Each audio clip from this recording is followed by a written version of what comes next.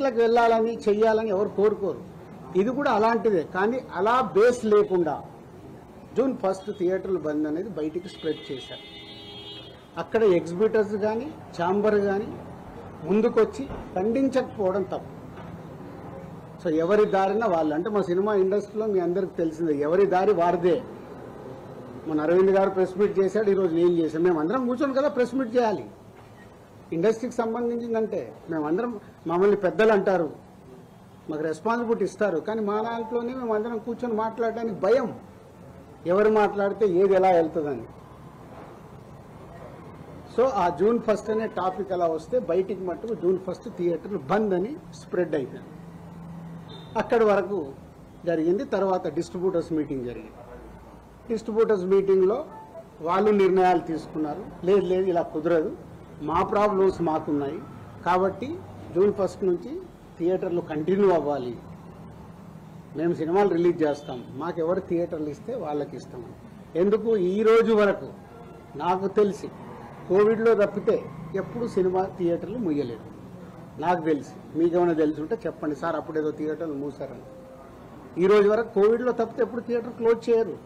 సినిమాలు రిలీజ్ ఉంటే సినిమాలు వేసుకోవాలనుకుంటారు ఎగ్జిబిటర్, మూసుకుంటే వాళ్ళకే నష్టం. ఆ రోజు ఆ మీటింగ్లో ఇంకొకటి కూడా నేను అండర్లైన్ చేసే వాళ్ళకి, 56 రోజులు మేము షూటింగ్లు ఆపాం, మేము ఏమీ సాధించలేకపోయాం. నిర్మాతలుగా ఏదైనా సాధించగలిగితే నిర్మాతలే సాధించాలి. ఎందుకు? ఎవ్రీవేర్ మేమే ఉంటాం కాబట్టి. మాకే ధైర్యం లేదు, మీరు ఎక్కడికి వెళ్ళి అవుతారో అది సాధ్యం కాదు అంటే వాళ్ళందరూ ఏకీభవించడం జరిగింది. తర్వాత స్ప్రెడ్ అయింది.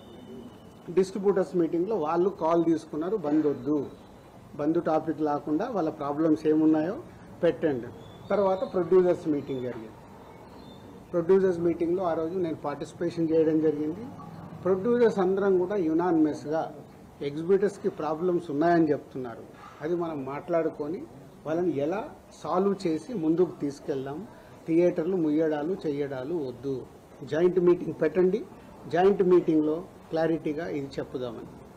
సో జాయింట్ మీటింగ్కి 23 అనుకున్నారు, 24 పెట్టారు. ఈ లోపలనే ఈ ఎపిసోడ్ అంతా ఇంకొక సైడ్ డైవర్ట్ అయింది.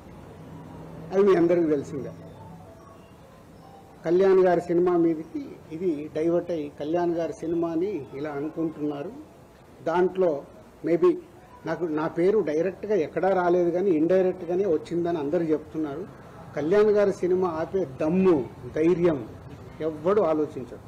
ఎందుకంటే ఫస్ట్ థియేటర్లు బేసిక్గా ముయ్యరు. ఈ రోజు వరకు థియేటర్లు ముయ్యడం అనేది నా 30 ఏళ్ల సర్వీస్లో నేను చూడలే. షూటింగ్లు ఆపుకున్నాం, ఎందుకు మా బాధలు ఉన్నప్పుడు ఆపుకొని ఏదైనా సాల్వ్ చేసుకోవటానికి. కానీ థియేటర్లు ముయ్యడం అనేది ఈ రోజు వరకు జరగల. అది ఎపిసోడ్ కాస్త కళ్యాణ్ గారి సినిమా మీదకి తీసుకెళ్లారు. గవర్నమెంట్స్ కూడా అలాంటిదే కమ్యూనికేట్ చేశారు మధ్యలో. సో ఎవరి అడ్వాంటేజ్లు ఏమున్నాయో ఇక్కడ తెలియదు. అడ్వాంటేజ్లు ఉన్న వాళ్ళు భయంతోనో భక్తితోనో కమ్యూనికేషన్ రాంగ్గా కమ్యూనికేట్ అయింది. సో అప్పుడు దుర్గేష్ గారు మినిస్టర్ నాతో మాట్లాడడం జరిగింది. ఆ రోజు కూడా నేను చెప్పాను, సార్ థియేటర్లు ముయ్యరు, అది జరిగింది, జాయింట్ మీటింగ్ ఉంది, ఈ జాయింట్ మీటింగ్లో క్లారిటీ వచ్చేస్తుంది. జాయింట్ మీటింగ్తో అందరూ యునానిమస్గా ఒప్పేసుకొని క్లోజ్ చేశారు. బట్ ఈ లోపలనే గవర్నమెంట్ సైడ్ నుంచి గవర్నమెంట్కి వెళ్ళిన కమ్యూనికేషన్ వల్ల థియేటర్లు ఇట్లా కళ్యాణ్ గారి సినిమాని ఇలా టార్గెట్ చేస్తున్నారు, ఇలా అనేది ఒక రాంగ్ కమ్యూనికేషన్ అని నేను అనుకుంటున్నాను. మరి అది వాళ్ళకి రాంగ్గా వెళ్ళిందా రైట్గా వెళ్ళిందా నాకు తెలియదు. But my point of views wrong కమ్యూనికేషన్తో కళ్యాణ్ గారి సినిమా మీదకి తీసుకెళ్ళారు. మే 30 అప్పటికే భైరవం అనౌన్స్ అయింది. జూన్ 5 కమల్ హాసన్ గారి సినిమా అనౌన్స్ అయింది. జూన్ 12 కళ్యాణ్ గారి సినిమా ఉంది. జూన్ 20 కుబేరా ఉంది. సో ఈ నెలంతా కంటిన్యూగా సినిమాలు ఉన్నాయి. అలాగే జూలై 4th మేము ముందు తమ్ముడు అనుకున్నాం, మన కింగ్డమ్ అనౌన్స్ చేశారు, దానికి మేము ఇంకా జూలై ఇంకో డేట్ చూస్తున్నాం. ఇలా జూన్, జూలై, ఆగస్ట్, సెప్టెంబర్ కంటిన్యూగా సినిమాల ఫ్లో ఉంది.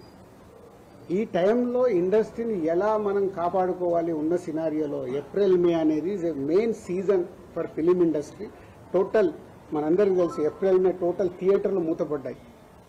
మేబీ సినిమాలు సరైన సినిమాల్ని మనం ఆడియన్స్కి ఇవ్వక, ఐపీఎల్ వల్ల ఏ కారణం చేతైనా ఏప్రిల్ మే అనే కీ సీజన్ సినిమా ఇండస్ట్రీకి కీ సీజన్, సినిమాలు లేక మూతపడుతూ ఉన్నాయి థియేటర్లు. ఇవన్నిటికీ పరిణామాలు ఎక్కడి నుంచి ఎక్కడికి వెళ్ళాయి, అసలు లోపల ఏముంది, బయటికి వచ్చింది ఏంటి? మన శాస్త్రం ఉంది. చిన్నప్పుడు సార్ నేను పాము చూశాను ఒక ఆయన అంటాడు, పక్క ఆయన వెళ్ళి అరే ఆడికి పాము కాదు పడిగిప్పిందట అంటాడు. ఇంకొక మూడో మనిషి దగ్గరికి వెళ్ళి పడిగిప్పడం మీద బాబు కాటేయడానికి కూడా వచ్చిందట అంటాడు. యాక్చువల్ మొదట ఆయన చూసింది పామునే, పడగైంది, పడగకెళ్ళి కాటు. అంటే ముగ్గురు మనుషుల్లో ఎంత కమ్యూనికేషన్లో వెళ్తుంది. లోపల థియేటర్ వాళ్ళు ఈస్ట్ గోదావరిలో మొదలైంది. ఇప్పుడు ఆ ఈస్ట్ గోదావరి మొదలైన ఆయన మొన్న ఒక దాంట్లో ఇంటర్వ్యూ కూడా ఇచ్చాడు. ఆ వ్యక్తి ఇంటర్వ్యూ కూడా ఇచ్చాడు, ఏం జరుగుతుంది ఏంటి ఇండస్ట్రీలు అని. ఆ వ్యక్తి ఇప్పుడు తీసుకొచ్చి దాన్ని మొత్తము తెలంగాణకి కనెక్ట్ చేసేశాడు. ఏప్రిల్ 19 ఈస్ట్ గోదావరిలో ఆయన అధ్యక్షతన మీటింగ్ జరిగితే అది ఎక్కడికి వెళ్ళి ఎక్కడికి తీసుకొచ్చారు.